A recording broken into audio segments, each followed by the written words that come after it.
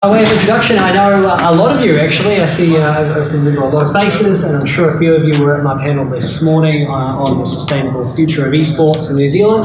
But for those that don't know, my name is Jason Spiller. You can follow me on Twitter at MordenNZ. And I have quite a history in eSports, and I really do just want to talk about sort of my credentials and why you should listen to me and what I have to say. And the first up is I've been in eSports for about 15 years.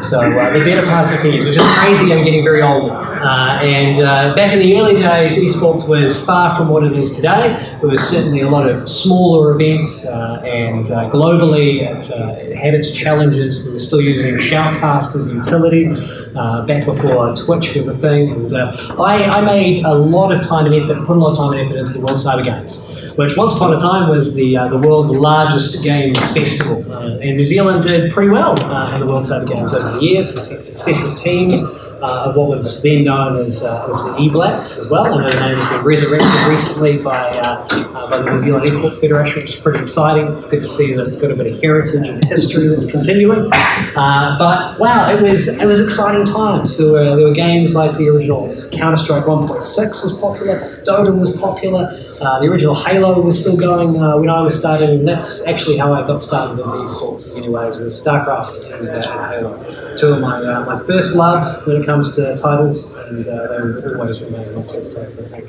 when it comes to games. So more recently, I've been doing a lot of work with ESL, doing a lot of their esports tournaments, and I have been travelling the world. For those of you that know me personally, I've spent about 6 months of the year away from New Zealand, doing most of the major events around the world, from the Intel Extreme Masters to the DreamHacks to the BlizzCon to everything in between. So it's a pretty exciting time. Other than that, for a while, for many years, I was the head of gaming for Microsoft New Zealand, so I worked a lot with software.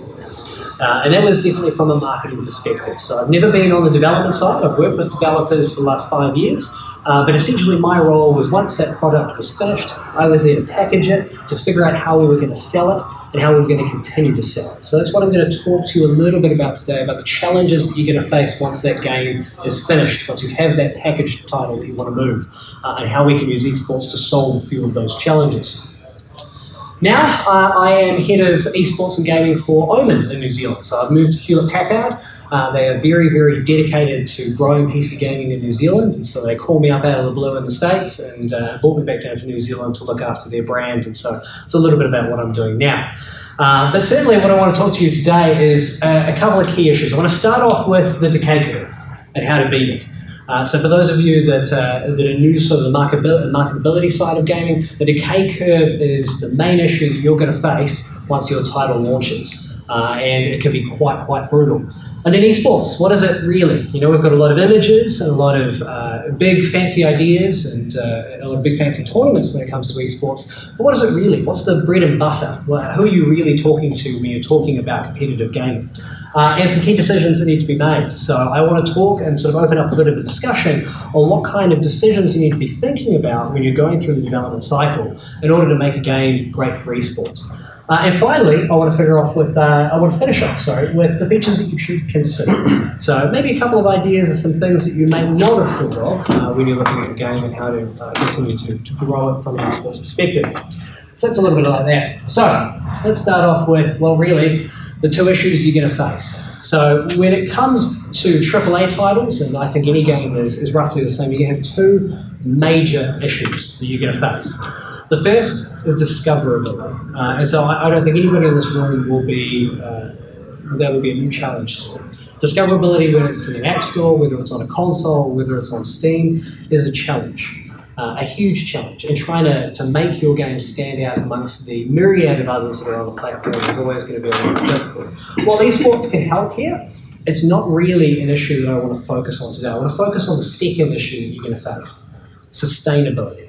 It's all very well and good to get a game finished and get it out there. All right, you launch it, you get a week's worth of sales, maybe that's it. And after the years of hard work that you've put into a title, you want to make sure that you're getting revenue off of that title for an ongoing period of time. You want to be able to build upon that success and continue to make it work. And in AAA development, obviously, it's huge. The amount of investment money that you put into a title, you can't expect it to follow a traditional decay curve, which I'll go over in a minute, and essentially just die out. So that's hopefully where eSports can come in and help out with some of that content and some of that sustainability when it comes to a title. That's your standard sales decay curve. Has everybody seen it before? Everybody knows what it looks like. Should be no stranger to anybody here. What should be interesting is that with most games that I have worked on over the past 5 years, I know what my title will do in the lifetime of its sales after the first month. Because the first month, essentially, I will make 50% of the cash that will ever come from that game, ever. No matter how many updates I put out, no matter how many programs I put into a place. In a traditional model, that little curve of sales there, that's about 4 weeks. All right. After that, it's just a decline. It's a very, very steep decline. Now, again, you can do a lot of price movement, you can do sales, first single player game, there are content patches that you can bring to start to spike that, and you might get a few spikes, but ultimately it's still going to be on a decline. Now, there have been a few titles that have bucked that trend, and I kind of wanted to draw attention. Now, one of them is probably a little unfair, but I did want to highlight it. So this is user data. So I'm going to move away from sales data into user data just to give you guys a little bit of an idea of how a game's tracking. Now, again, Battleborn is a tough example. It came out at the same time as Overwatch, really did have a rough launch window, but let's look at how the player data goes. It dies. It dies about a month or two in and continues to die. Now you can see these little spikes. These are sales. These are Steam free play weekends and things like that, but ultimately, most of the revenue that the Battleborn team have made was on their first time. After that, it was about the end. And honestly, I see a lot of games that are pretty much like that. That's kind of a rough curve. A price drop here, content patch here, and largely that's pretty much it. Now, Rainbow Six Siege is probably the most famous example that I see at the moment of bucking that trend, and it's pretty interesting. So this is the user data, and remember that sales accompany this user data. So what we've got here is we've got a slowly increasing user base over time. So more people are buying this game, more people are playing it years after launch. Now you can see the same kind of spikes. We've got content patches and releases, different operators that are appearing, and you can see those spikes where it's going up. But what's really interesting about that curve is that ultimately it's slowly on the upward swing. That even after those content patches, they're still retaining people. And that comes down to the team's dogged determination to continue producing events, continue producing broadcasts, continue to bring on players, champions and heroes that will continue to grow the market. To the point now where they've got a very, very strong title 2 years in. Which is a great story. At any point, at any time, where you've got a multiplayer title in a crowded market that is the shooter market that's gaining in share over time, you're doing extremely well. I mean, that's why you get this constant iteration of titles. Call of Duty, of course, the sales drop, and then you bring out a new one. The sales drop, you bring out a new one. It's the cycle. So that bucks the trend. So there's a large component to their eSports program that certainly helped them out with that, which is pretty cool. So essentially what I'm trying to say is that eSports can help grow both your player base, your fan base, and ultimately your sales and your profits. And that's critical. When you've created a game, you've gone through a lot of effort, you want to be able to make some money off of it at some point. Okay. So, to pause there before I go in, just any questions about the decay curve in general before I move on to a little bit about eSports? With the Rainbow Six one, or Rainbow Six with Siege, was there opening that week? Like I've noticed with the other one, you have the hockey puck where it opens really strong and then dies down. But that one had like a very mild start. It had a very, very average start. So if you have a look, that's its sort of opening month. Yeah. Right there.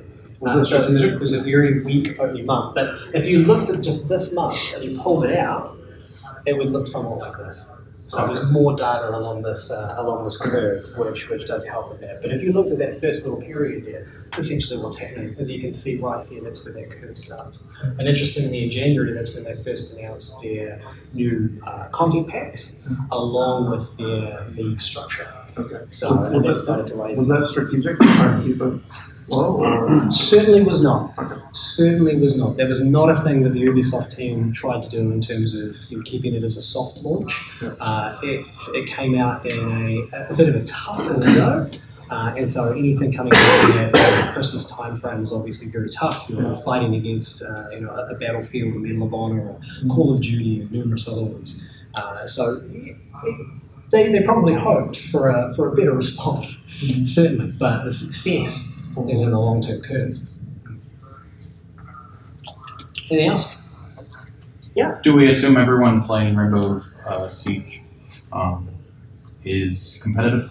Like, is anyone buying it for cooperative or single player? The competitive stats are very, very high, but I do want to talk about that because not everybody, of course, is going to get into a top-tier esports. So I want to talk a little bit about aspiration and how that plays into keeping a casual user base engaged and involved. So, yeah, I'll certainly talk a little bit about more in a section. So, and then this comes into it. So what is esports really? We see all of these amazing images. We see all of these amazing events, and this is pretty standard nowadays to see something like this in a news article of a massive packed out stadium full of tens of thousands of people all cheering on some top tier teams. Is that really the bread and butter? No, probably not. That's definitely the elite. That's the image that esports has at the moment. Your bread and butter, it's going to be more like this. It's going to be the faithful. It's going to be the guys that are getting together to run small events, the guys that are doing feeder leagues, that are doing amateur leagues, that are continuing to play with their mates, and that ties into what I'll talk about in a bit with aspiration and how these players, they're looking at that top tier, that elite level, but 90% of the people you want to talk to are down here. They're semi-casual, they consider themselves pretty good, they're probably the best in their friends group, they continue to encourage their friends to play just so they have somebody to play and beat. So these are the people that you're going to be talking to, the faithful, and that really is the reality of esports. It's the stuff that you don't see day to day, the sort of mass player base of people that are playing once a night, a couple of nights a week. I still play a bit of StarCraft. I'm terrible at it, but I still play a little bit, a couple of games a week. I get beaten miserably, and I go back and spend a couple of days licking my wounds and come back to it. And there are a lot of players out there that are still involved in sort of an esports perspective, but they're definitely from a more casual point of view. So what about New Zealand when we talk about esports? What about the history of Kiwis doing this? And it's something I wanted to touch upon because you always have to consider your local market when you're going to launch a title, especially a Kiwi title. You'd hope that one of its strongest audiences is going to be in New Zealand. So New Zealand does have actually a really long history of esports. Our first international medal was a bronze medal by a guy who went by the name of Evenflow, an Unreal tournament in 2002. So that's a long time ago. Since then, we've had a lot of victories, we've had a lot of successes, we've had a lot of events. You've got everything from things like the Pan Asia Champs, where Mason Maddox won first for, well, he's been in a few titles, fighting titles, Guitar Hero, he's had many successes. To the teams that we've sent to the World Cyber Games 2008, where we had 21 strong people going over for Halo, for Counter-Strike, for a variety of other games, which is pretty exciting. From the individual players, like Petraeus here from Team Iris, who eventually got picked up by Root eSports, which was, again, a big coup, a player being picked up. And also our boys from the Halo World Championship that I worked with a couple of years back, who managed to get some pretty strong placings in the States off of the back of some wins here and in Australia. Now, again, this is sort of the pinnacle. But what about the day-to-day, your grassroots movements? You have new organisations that are growing, like Let's Play Live, which are great. They're doing a lot of interesting broadcast esports. You've got like Zero. In the past, we've had big events like X-Lane with 1,000+ gamers coming along to enjoy, play, compete. Orkamageddon before that. And before that, sort of the old A series of events. So you've had a pedigree of sort of 15 years worth of events in esports in New Zealand. And the vast majority of those events have been the faithful, they've been the grassroots, they've been the reality of esports. It hasn't been the big flash fancy tournaments, the big flash fancy stages. It's very much been those people that are competitive, that are aspirational, that want to get on that title. So, and that's what you're going to need to really grow upon and keep in mind when you're considering esports for your game. So, with that in mind, I wanted to talk a little bit about some design. And again, I'll pause before I go into this topic and see if anybody has any sort of large questions about the overall esports topic. So I noticed there's some high school leagues now, Yes. sports leagues, and so a lot of what you talked about is 9 years old. Mm-hmm. So what's the current status of the young kids So in the high schools? it's a good question. We had what I'd probably call a bit of a gaming recession. So we got to about 2012, and along with the global financial crisis, a lot of money dried up. A lot of interest in these events dried up, and digital took over. That was the kind of time where the PC bangs were starting to die out. People were using their own PCs, which were getting better, and their own internet, which was certainly improving. And so you had this lull where a lot of the previous generation of organisers, they didn't really know how to fit into the new world. And so you had a gap of about maybe 5 years where there were a couple of things going on. University Gaming were running some great console LANs. There were M-LANs and a few future smaller events. Ping Zero continued to sort of grow from 50 people up to the 500 that it is today. And then more recently, very, very recently in the last year, you've had the high school leagues for League of Legends start up, which has been very, very interesting. You've had sort of these national leagues start up again under Let's Play Live and their search for the new hunt for the E-Bikes. And that's been an interesting proposition. It's been an interesting change because in my mind, I'm unconvinced of whether the nationalistic route that is currently happening to promote esports is really a viable way forward. If you look at esports globally, it's quite borderless. People from New Zealand are still going to cheer on Cloud9, still going to watch the Intel Extreme Masters Academy. Like there's a borderless nature to it. And so I'm wondering whether these national championships are going to be the way forward, or whether in the next couple of years we're going to see hopefully larger international facing teams actually based out of New Zealand. So it's been in flux. But yeah, the high school league is growing for League of Legends. I hope to see a sort of a growth and that feeder movement from schools. I'd like to see some university leagues starting up again into university stuff, which again is never kind of taken off in a big way in New Zealand yet. So we very much currently at this point sit at a kind of a bit of an impasse, a bit of a fulcrum point of where we go, how this country moves forward. Do we take a very international approach? Do we start bringing esports stars down here? Do we start growing sort of invitational events and utilising our strengths as a country, that is sort of the beauty and tourism aspect that we can leverage, the isolation and decent internet we still have? That stuff, or do we again take a city-based route?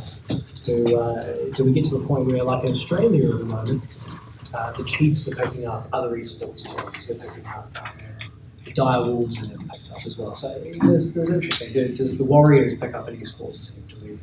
Maybe not. They're not great. They're what they're supposed to be good at. But there are other teams that can be picked up, I suppose, from a city point of view. Is that the way forward? So it's a real moment of decision as to which way this country goes. And I don't think there's any clear answer. And as I say in the panel earlier today, we've got two examples that we can watch. We've got the continued success of the League of Legends Championship Series. It continues in very much a borderless aspect. And we also have the Overwatch League that's trying that city route. And I'm curious to see whether it works. I'm curious to see whether the casual esports fan will get as attached to the Los Angeles, whatever they end up being, over something that they might identify more with that's borderless, like Cloud9 or Morphals or SK Gaming or any of the others. So it's kind of the more recent stuff that's Do you been. think it has to be either or? So, for example, if you look at sports in general, having kids leagues in rugby, they see a pathway. Yeah. Maybe if it's supported in the schools, you get them in young, you get them started early, and then they see, I could do something. So it's kind of like a way of growing. I see where you're going there. And then they can go be borderless if they want to, but at least you're cultivating them young. Very, very true, and it's a good way of looking at it. I think that works for certain disciplines more than others. Yeah. There's a danger of obviously looking at esports as a blanket. I think that might work for League of Legends, might work for a few others, but I think it has probably less of a place in, say, a Street Fighter or a Tekken community. So there's probably different ways, and I think they can coexist in certain disciplines. Sorry, I don't want to monopolize the No, please. I just wanted to kind of comment on that comment. And when I'm watching sports, the big international events are kind of less frequent. So then I kind of enjoy more of a local league to get my fix on kind of a daily or weekly basis. And so I'm looking forward to doing international, whether it's soccer or hockey, whatever, those events, I'm looking forward to them. But I will follow a number of different league, you know what I mean? Like, I'll be following different levels of sports depending on how frequently I kind of need to involve myself with it. So totally, I get what you're saying. And the interesting counterpoint to that I bring up is that we have such a saturation of esports events. You can pretty much watch a League of Legends tournament every weekend if you wanted to at the moment. That's how the sort of the global version of esports is working at the moment. Is while in the US there's 3 or 4 majors a year. There's also those in Europe. There's also the ones in China. So you get quite a full roster. So I hear what you're saying, and I'd be interested to see as the local leagues grow up whether they just end up fighting for airtime, for space, where there is already such an action-packed schedule in terms of esports events. So I think it's a question. I honestly don't know the answer to that, but I'd be very curious to see. I think the high school league is perfect testing ground for those theories. To see whether something like that will encourage people to, as I say, watch a local thing more frequently and then look forward to the majors. An interesting point. Interesting. Right. Well, I'll jump on to some broad discussion on some design points that I think might be interesting. This is a big one, and I talked this morning a little bit on it. There's a lot of discussion always when you're creating a game around, well, is it fun to play? And that's really the cornerstone of any title, right? It needs to be fun in some way, or it needs to be engaging or interesting in order for somebody to pick it up. But for an esport, you've got this additional dimension. You've got, is it fun to watch? And that's something that I don't often see happen. And there's a great example that we're looking at the moment with PlayerUnknown's Battlegrounds. Now, PlayerUnknown's is incredibly fun to play, and I'm sure that everybody's had a go at it in the room. It's great. You can really, really just dig into it. At the moment, it can be quite challenging to watch. And in terms of now that the team are considering doing an esports series for it, so post-launch, they're faced with a number of challenges and a number of decisions that they need to make. For example, just logistics. How do you sort of follow and put 100 people in a space? Do you do it online? That makes it harder. You have to do it offline. How do you do rounds to get it down to the final 10? Like it becomes quite a logistical challenge. Yeah, so they're working through how to do that. Not to mention, there are a lot of tools built into the game in order to make it easy to flip between where the action points are happening. It makes it quite challenging to watch from a player's perspective. And I'm sure everybody's watched a stream of a couple of players. Dr. Disrespect's great at the moment for his PlayerUnknown streams when he's not banned. And there are parts of that that are quite challenging to watch. Without the excitement of him as a person, as an entertainer there, it can be quite a struggle. So that's something that definitely keep in mind, is that it needs to be fun to play, but it also has to be really, really fun to watch. A couple other things. And you've got to create tools for those champions, those heroes, and those playmakers.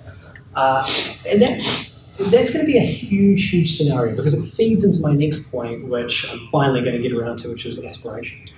These are your core champions. This is Ocelot, who is a very famous League player. Well, for multiple reasons. He was known for his Cassiopeia, a very, very exquisite plays with that particular champion, so he became known for that champion. And also, obviously, he had his myriad of scarves. I believe that 500 was his total scarf count that showed up in various events. He was very vocal and very loud. But what happened with League is he allowed to really attach himself to a character. He was known for his Cassiopeia. That was what players initially started to see before they saw the scarf or the excitement on the stage. They saw his play style. They saw how well he melded with that, and the design in there it allowed him to really attach himself to that. One of my other favourite esports heroes is the mighty Grubby. Now Grubby was, of course, a very, very famous Warcraft 3 player. One of my personal favourites to watch, and he was known as King of the Orcs because his orc play was magnificent. I sat in the front row of one of his tournaments against a very famous Korean player named Moon, where he managed to kill 2 heroes and keep his Blade Master alive on 1 health and teleport out at the right time. You know, there was enough room in that game, there was enough tactical depth to allow him to create these exciting plays, these exciting moments, and tie them to it. If you look up Grubby now, even before his StarCraft career, you would see some of those really critical plays that he got known for. And as he got known, obviously his brand grew in conjunction. He was known as a very, very famous Warcraft 3 player, a StarCraft player, and now he's very involved in Heroes of the Storm. But it did allow that growth of an ecosystem to develop around the title, which is pretty good, because that's really critical for my next point, which is aspiration. Is when you're creating a title and you're creating an esport, you're going to have that pinnacle. You're going to have that maybe 100 players, maybe 150 players who are ever going to be truly grandmaster level at it. They're going to be excellent at it. The vast majority of your player base, if you're engaged player base, they're never going to get to that point. But they always need to think they can. Always have to. And you have to put in those tools with an understanding, and you have to make those decisions with an understanding that you're not just catering for the Ocelots and the Grubbies, the sort of key champion players in the world, but you're also focusing on the standard everyday player that wants to get better, that wants to keep involved in your game, keep his friends involved in your game, so that they can get better, so that they can improve, so that one day they could potentially be the next Grubby, the next Ocelot, the next Cloud9 champions. And that's a really critical move. And I don't see a lot of that happen. And that's a decision that comes from design, that's a decision that comes from marketing later on, is how do you create and you grow that ecosystem around your game. And the ecosystem is really critical. You need to always be very, very mindful of it. So remember to always consider that when you're creating a title, you're thinking that esports and competitive gaming might be good, there suddenly is a whole realm of other people you need to consider around your title. A whole lot of additional partners, other than just maybe a publisher that you need to consider, or a publisher in a retailer, or a publisher in a store. You suddenly need to consider your analysts. You need to consider your casters, how your casters, your commentators are going to be coping with your title.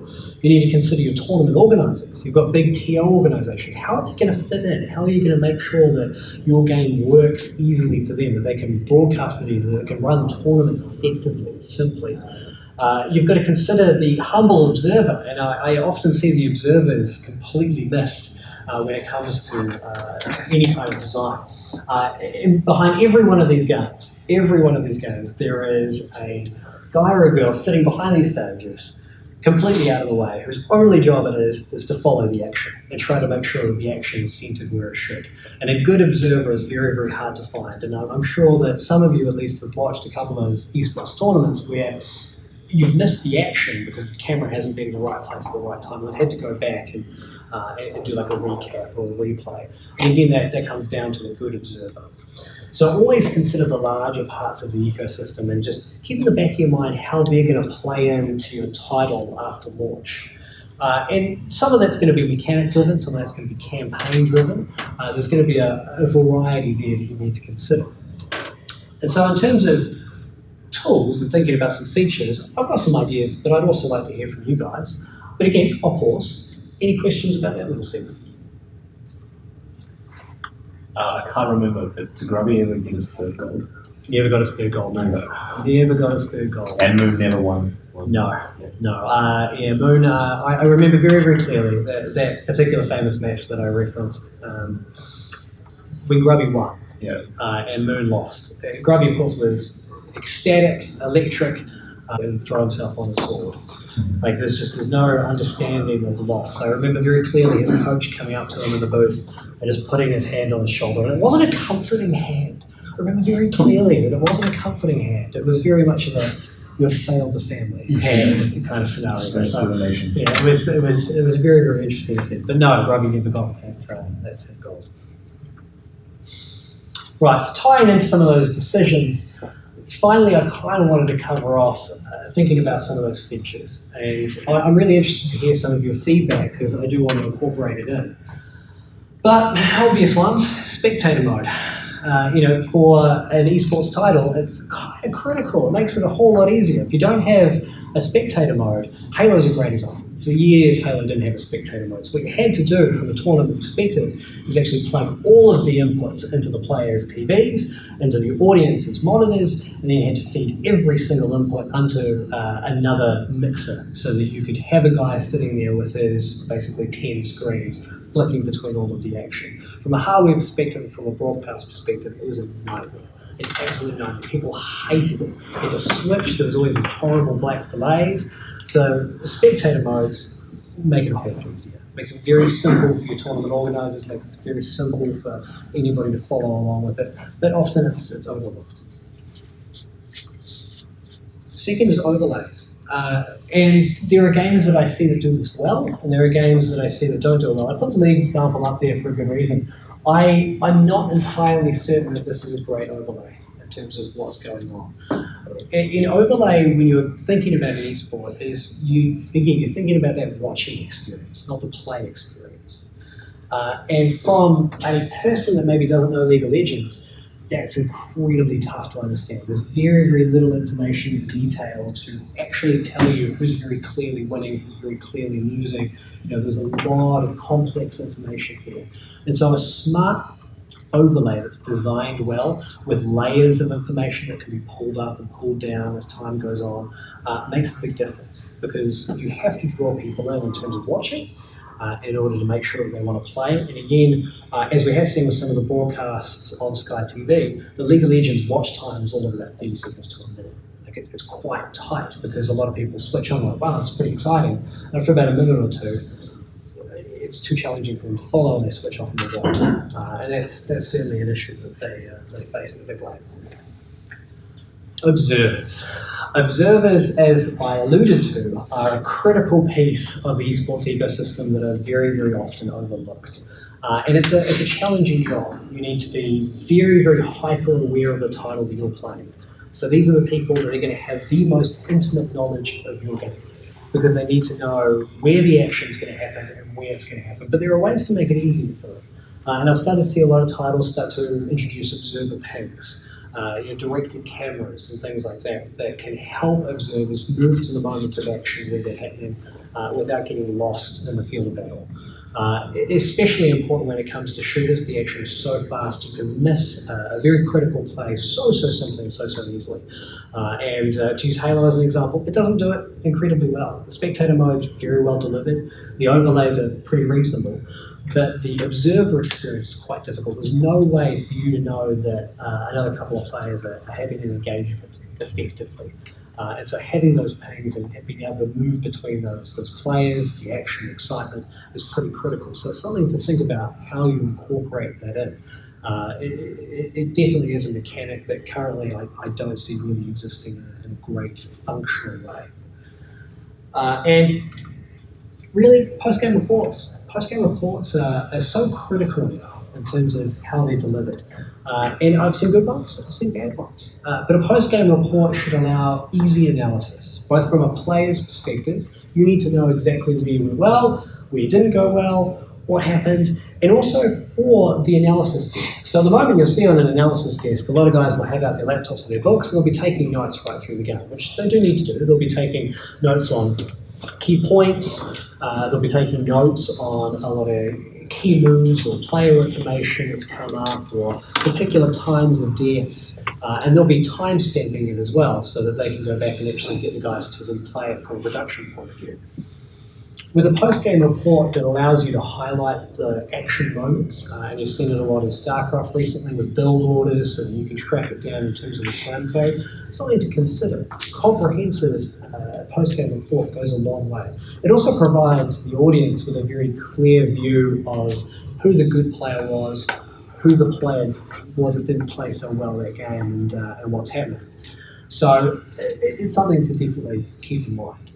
So it's kind of just some broad concepts, some broad mechanics that I wanted to very, very quickly cover off. And largely that's it for me, and I know I'm running close to my time. But I did want to hear from you guys about any mechanics that you've considered or any questions you have about some of the last two sections. I'd love to answer them and kind of just engage with you guys. Any thoughts? Just on the whole, like designing for spectators and observers and whatnot, I see that slowly getting into the mobile space as well. One of Ben Brode's Hearthstone design mantras is like, if someone was to watch another person play Hearthstone, they have to have a wow number. It's like, wow, what game is that? Yeah, that's incorporated in all of their animation, visual aesthetic, everything. It's part of the core design. And obviously, with Clash Royale, Clash TV, like they use a separate overlay when watching replays to the gameplay replay. So they're very wary of that space as well. Yeah, that's interesting. I'll have to have a look at Clash Royale. I'm very familiar with Hearthstone, very familiar with its mobile implementation, and it is great. They do a good job of those WoW moments, as you say. They are very visual and no resting for an audience. Clash Royale is pretty interesting. I'll have to have a look at how that plays out. I honestly have zero experience with the game. And mobile's a really interesting point. It's something that I think moving forward is going to be so critical. And it's something that at the moment I don't see done terribly well, and I personally don't have a lot of experience in it, which is something that I'm going to be looking forward to exploring how that's done and how that's staged. You mentioned earlier in the panel, it's like watching someone play on mobile is just a different experience. Vainglory tried to do those tournaments, and they were on Twitch. It's just watching a bunch of dudes on tablets, like tapping. It's just like, it's not the same as watching a Dota tournament or League of Legends. It was very odd. And I think there's actually some lessons in terms of broadcasts that we can learn when we're talking about mobile from a completely different genre. I've started recently over the last 6 months watching a ton of Magic the Gathering on Twitch. The digital version? No. Yeah. The in-person version. And actually how they do their broadcast, there's a lot of lessons learned there in terms of how they lay it out, how they commentate on it, how they make sure that the game that is quite small, quite minute, is actually quite watchable. You know, they bring the cards up, they explain the cards that have been played, they do a good job of actually laying out the field of play. And I think there's perhaps some lessons that can learn that apply to like a mobile presentation from games like Magic. That potentially could work. For sure. And in fact, of all the other big esports, probably Dota 2 does the best job of this. Agreed. I think Valve have a very good handle on what makes good viewership. And you can certainly see that in the rise and the fall and then the rise again of Counter-Strike. If you talked to me 5 years ago that Counter-Strike would once again be one of the biggest esports in the world, I would have laughed at you. Because it was well and truly indeed 1.6 was sort of the end of that, but they've made it very, very watchable. The skins, of course, have very much helped. Esports and gambling are a completely different point. An interesting industry to grow. But they do a lot of cool stuff like integrating your Steam account with Twitch, so you get item drops while watching the action on Twitch as well. So. Which is pretty cool, and I'm seeing other people do that as well. You see Hearthstone just recently cheering your champion and allowed you to get an in-game pack. So you get 2 packs. And they have full Twitch interactivity now. You can hover over the cards while watching streamers play the cards to get explanations and stuff. Which is huge. It's massive. But mobile has a streaming problem. Like, it's not easy to stream, and therefore you don't get that connection with the pro players. Get that eSports streamers as well. But then again, if Tencent just keeps paying a favor to play on kids. Well, challenges to solve for sure.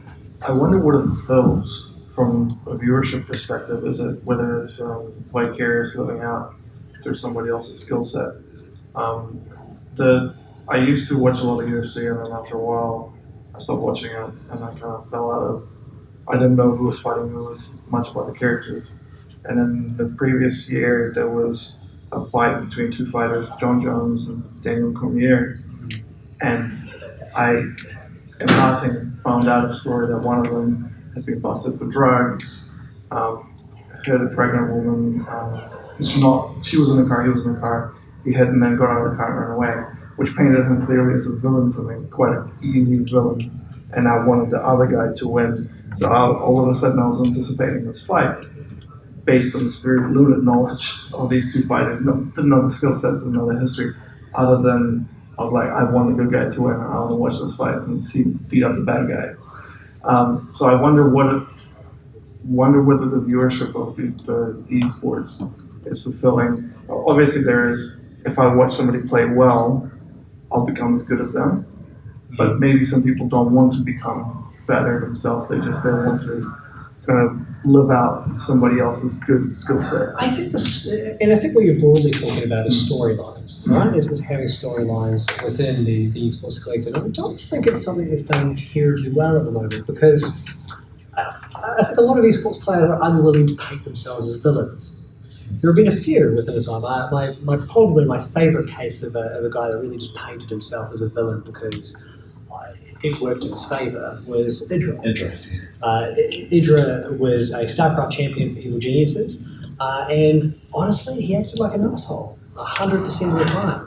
Apparently, from all reports, really lovely guy in the flesh. But once he played, it's the persona he put on. And so he sort of created within the StarCraft community for a number of years these sort of storylines where you're absolutely right. People, I think, would come along just to be like, oh, they got moves. You know? And it didn't matter who he was playing. Everybody was like, that guy must win. You know? And so that's something I don't think is done terribly well yet.